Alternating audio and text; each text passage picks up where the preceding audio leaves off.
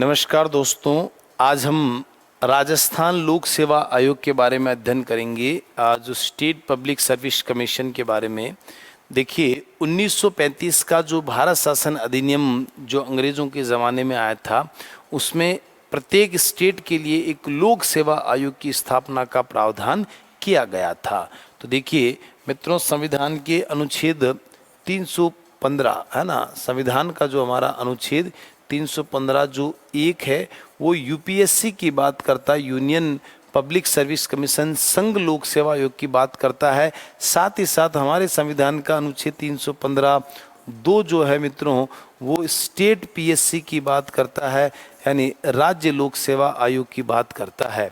उसी के साथ साथ अगर हम बात करें अनुच्छेद 315 जो नहीं मित्रों, ये ध्यान रहे, थोड़ा सा माफ़ कीजिएगा, अनुच्छेद 315 एक भी स्टेट पीएससी की बात करता है कि राज्य के लिए भी एक लोक सेवा आयोग होगा, जबकि अनुच्छेद 315 दो ये कहता है जॉइंट पीएससी यानी संयुक्त लोक सेवा आयोग की क्या करता मित्रों, बात करता है। तो 315 एक यूपीएससी, 315 दो स्टेट पीएससी, 315 एक में स्टेट पीएससी और 315 दो जेपीएससी की बात करता है। तो ये आप थोड़ा सा ध्यान रखना। तो 1935 के भारत शासन अधिनियम इंडियन काउंसिल एक्ट में पहली बार राज्य लोक सेवा आयोग है ना, राज्य लोक सेवा आयोग की स्थापना का प्रावधान किया गया, जो अप्रैल 1937 में क्या हुआ मित्रों, लागू हुआ। अब देखिए राजस्थान की बात करें तो स्थापना कब हुई, 16 अगस्त 1949 को आरपीएससी की क्या हुई, स्थापना हुई, और 20 अगस्त 1949 को 1949 को अध्यक्ष व सदस्यों की क्या हुई मित्रों, नियुक्ति हुई। कहाँ हुई मित्रों, जयपुर में। लेकिन बाद में सत्यनारायण राव समिति की सिफारिश पर, देखो ये लिखा हुआ 1956 में सत्यनारायण राव समिति की सिफारिश पर आरपीएससी की स्थापना कहाँ हुई मित्रों, अजमेर में। तो पहले जब 1949 में इसकी स्थापना जयपुर में हुई, लेकिन 1956 में इसकी स्थापना कहाँ हो गई मित्रों, अजमेर में। ये ध्यान रखना कौन सी समिति की सिफारिश पर, सत्यनारायण राव समिति की सिफारिश पर हुई थी, और वो भी कब हुई, 1956 में।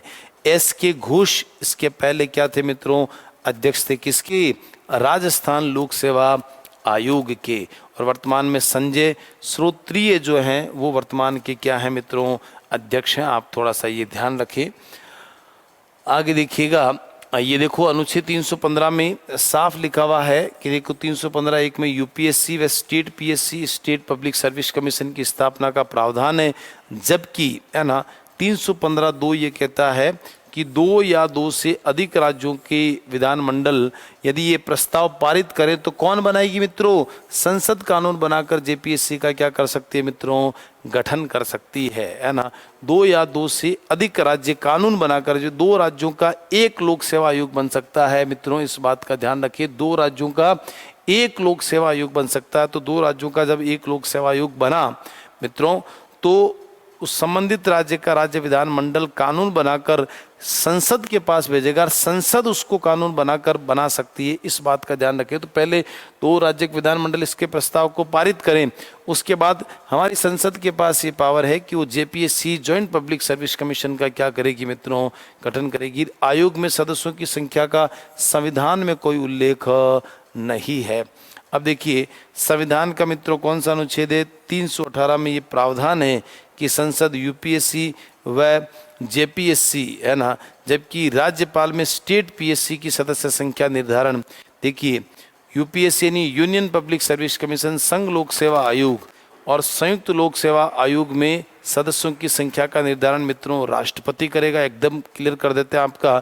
जबकि राज्य लोक सेवा आयोग होगा, उसमें सदस्यों की संख्या का निर्धारण, जो सदस्यों की संख्या में जो बढ़ाने का जो काम है वो मित्रों कौन करेगा, राज्य का राज्यपाल करेगा। तो हम जब राजस्थान लोक सेवा आयोग पढ़ रहे हैं तो हमें ये पता होना चाहिए कि हमारे राजस्थान लोक सेवा आयोग में सदस्यों की संख्या में वृद्धि करने का काम कौन करेगा मित्रों, राज्यपाल करेगा। तो देखिए 318 में ये प्रावधान है कि यूपीएससी जेपीएससी के लिए तो राष्ट्रपति, ये बिल्कुल लिखा हुआ मित्रों, जबकि राज्यपाल है जो स्टेट पीएससी के लिए सदस्य संख्या का निर्धारण करते हैं। अब देखिए आरपीएससी में प्रारंभ में एक अध्यक्ष के अलावा मित्रों कितने सदस्य थे, दो सदस्य थे। 1968 में इनकी संख्या बढ़कर 3 हो गई, 73 में 4 हो गई, 81 में मित्रों कितनी हो गई, 5 इनकी संख्या निर्धारित की गई। और एन.आर. चंद्रोकर, डी.एस. तिवारी, ये जो पहले दो सदस्य, एस के घोष के बाद जो दो सदस्य बने थे वो चंद्रोकर और डी.एस. तिवारी साहब बने थे। आप थोड़ा सा इनको ध्यान रख लें।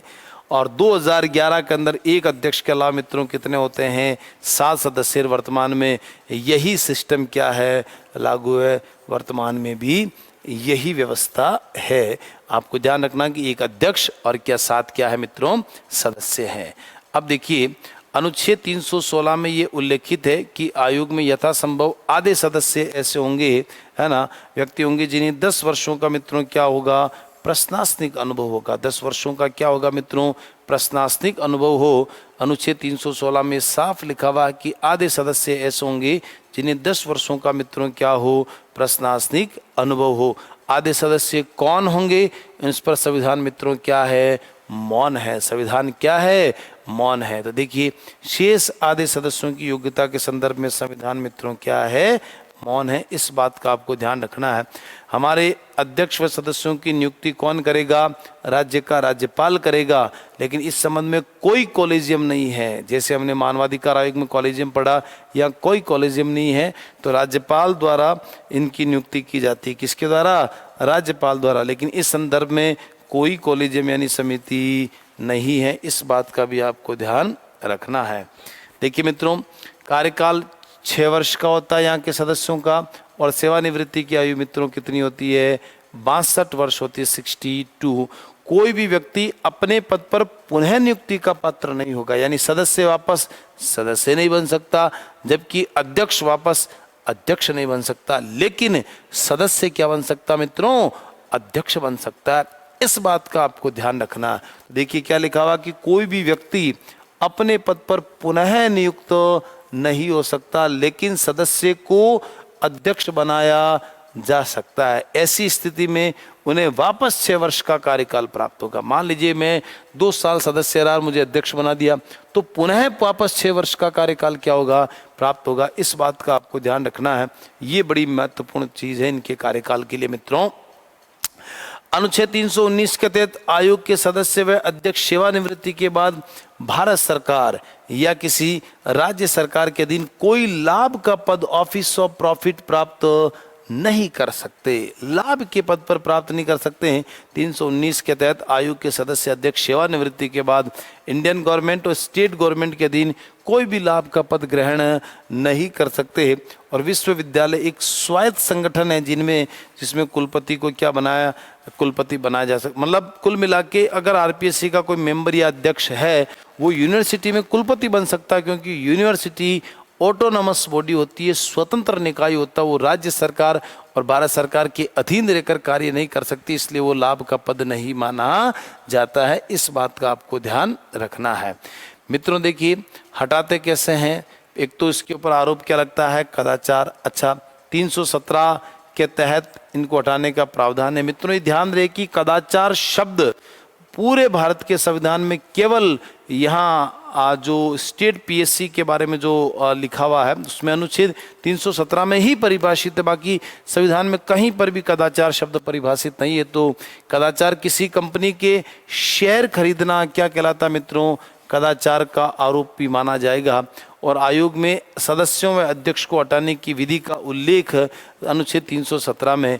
मित्रों आयोग के अध्यक्ष व सदस्यों की नियुक्ति राज्यपाल करता है, लेकिन हटाएगा कौन? भारत का राष्ट्रपति। वो भी सुप्रीम कोर्ट से जांच करवाएगा, और सुप्रीम कोर्ट के जांच में अगर आरोप पाया जाता तो राष्ट्रपति हटाएगा, अन्यथा नहीं हटाएगा। लेकिन जांच के दौरान उस राज्य का राज्यपाल उन्हें निलंबित कर सकता है। ये बात ध्यान रखना। तो अनुच्छेद 317 के अनुसार कदाचार के आरोप पर राष्ट्रपति द्वारा उच्चतम न्यायालय से यानी सुप्रीम कोर्ट से करवाई गई जांच के आधार पर उन्हें हटाया जा सकता है। अर्थात अनुच्छेद 145 में विहित प्रक्रिया के तहत उच्चतम न्यायालय द्वारा दोष सिद्ध होने पर ही राष्ट्रपति द्वारा उन्हें हटाया जा सकता है। जांच के दौरान मित्रों ध्यान रहे, राज्यपाल द्वारा उन्हें क्या किया जाता है? निलंबित किया जा सकता है। इस बात का भी आपको ध्यान रखना है। अनुच्छेद 317 के अनुसार मानसिक रूप से विकृत हो जाने और दिवालिया हो जाने या अन्य कोई पद ग्रहण कर ले पर उन्हें पर उच्चतम न्यायालय के, है ना, अनुच्छेद 317 के अनुसार मानसिक रूप से कोई विकृत हो गया, दिवालिया हो गया या अन्य कोई पद ग्रहण कर लेने पर उन्हें बिना उच्चतम न्यायालय की जांच के भी हटाया जा सकता है। कि दिमाग ही उनका पागल हो गया तो उसमें जांच कराने की जरूरत ही नहीं होनी चाहिए, तो भी उसमें राष्ट्रपति उनको हटा सकता है। इस बात का भी आपको ध्यान रखना है।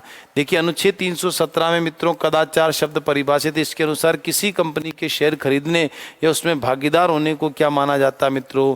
कदाचार माना जाता है। और भारत के संविधान के केवल अनुच्छेद 317 में ही कदाचार शब्द परिभाषित है और कहीं पर भी कदाचार शब्द परिभाषित नहीं है। इस बात का भी आपको ध्यान रखना मित्रों।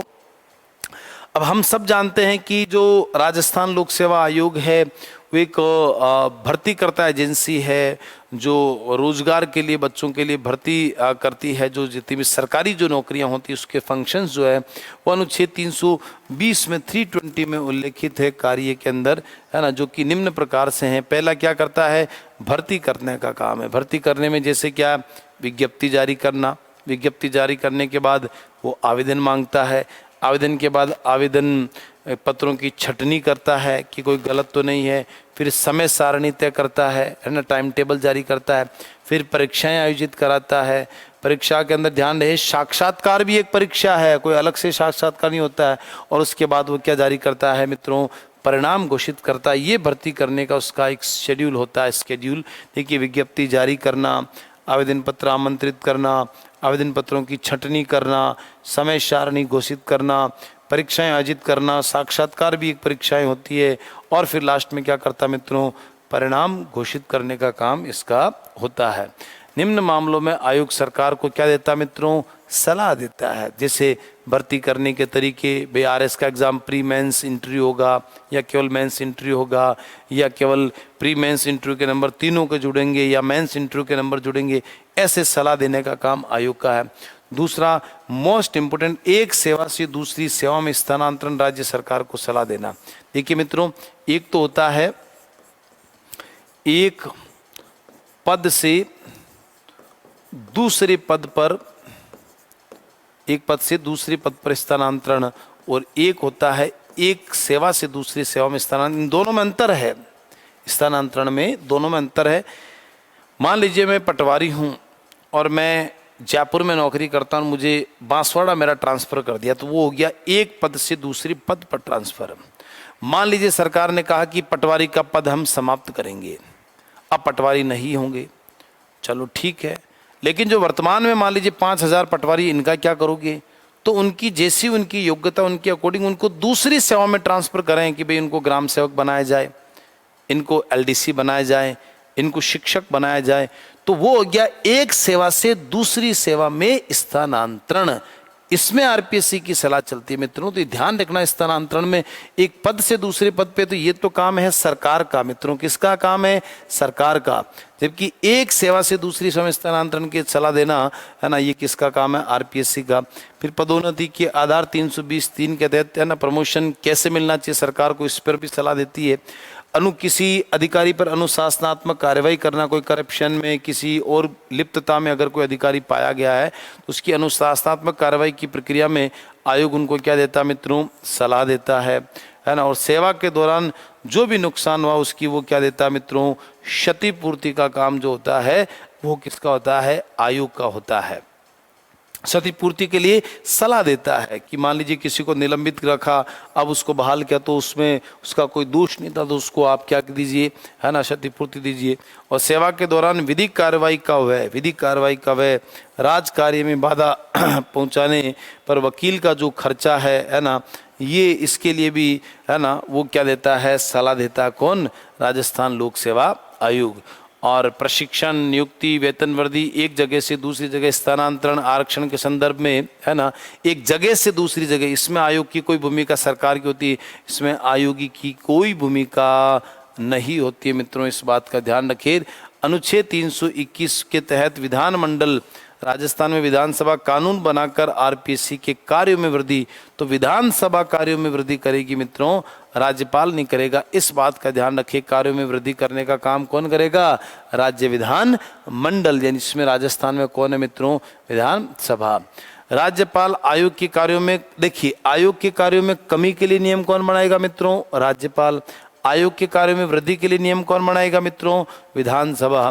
तो राज्यपाल आयोग के कार्यों में कमी हेतु नियम बना सकते हैं, लेकिन उन नियमों को कम से कम मित्रों कितने दिन? 14 दिन तक। कितने दिन तक मित्रों?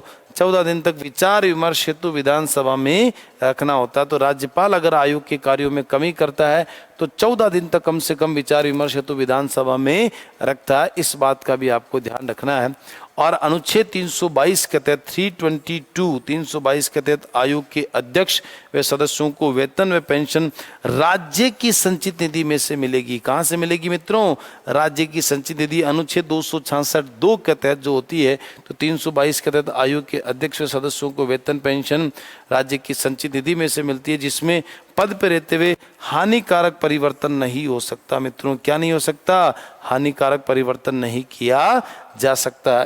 इस बात का विशेष करके आपको ध्यान रखना है। अब देखिए अनुच्छेद 322 के तहत मित्रों इस बार भी आरएस प्री में सवाल पूछा गया, आयोग अपना वार्षिक प्रतिवेदन किसे सौंपता मित्रों? राज्यपाल को सौंपता है। किसको सौंपता है? राज्यपाल को। राज्यपाल इसे कहाँ रखवाएगा मित्रों? विधानसभा के अंदर रखवाता है।